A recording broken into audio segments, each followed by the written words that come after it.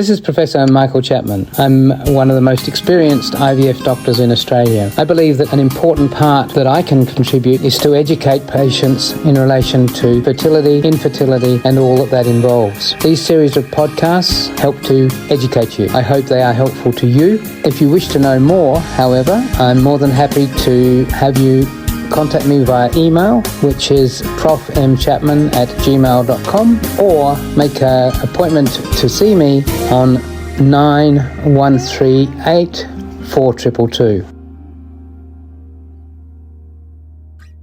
Prof, we have some more follow-up messages from Kimberly. Can I read those? Yeah, go.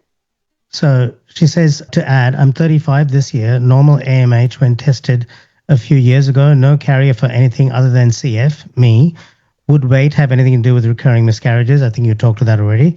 And then DNC last performed after miscarriage last year, laparoscopic surgery as well, NAD, no fibroids found, no endometriosis, PCOS diagnosis, suffer with chronic back pain, currently on high dose of pain meds. This last pregnancy I lost was very much a surprise. Oh, I also have microadenoma. Okay. Yes, there are a couple of things in there that I might question. But anyway, obviously a detailed history, but none of those things to me would suggest to me that there's anything particularly dramatic going on. It's the sort of patient I would sit down with and we'd go through in a lot of detail. One throwaway comment is when you've got PCOS, you often have slightly raised prolactin levels, and within that generates an MRI, and a significant percentage of patients without raised prolactin have microadenomas, as well as those who have a raised prolactin. So the significance of that, I would immediately question. I'd want to go a bit more into that, but that's not going to affect your miscarriage rate. The DNC last year, if you had another miscarriage, I'd definitely be recommending a rehysteroscopy. 35, your miscarriage rate shouldn't be any different from anybody else, which is in the order of 1 in 5 pregnancies. And it also depends on how far they got.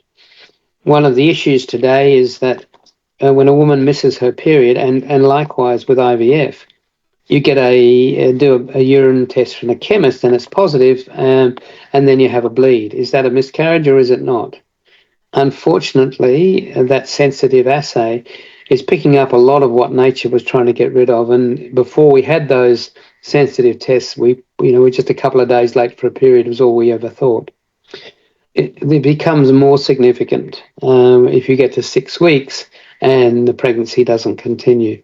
So I'm not sure of those 4, whether they were those early, what we call biochemical pregnancies, or whether these were true clinical pregnancies with getting to that sort of stage. But if you had a DNC for the last one, then that certainly probably would have gone past the 6-week point. Prof. Kimberly also says prolactin is managed with medication, and I see an endocrinologist every 3 to 6 months. Yeah, good. Again, I personally think that sometimes a little overdiagnosed. I've shared your contact details in the chat in case she wants to get in touch with you. Yeah, absolutely. You provide telehealth. Yeah.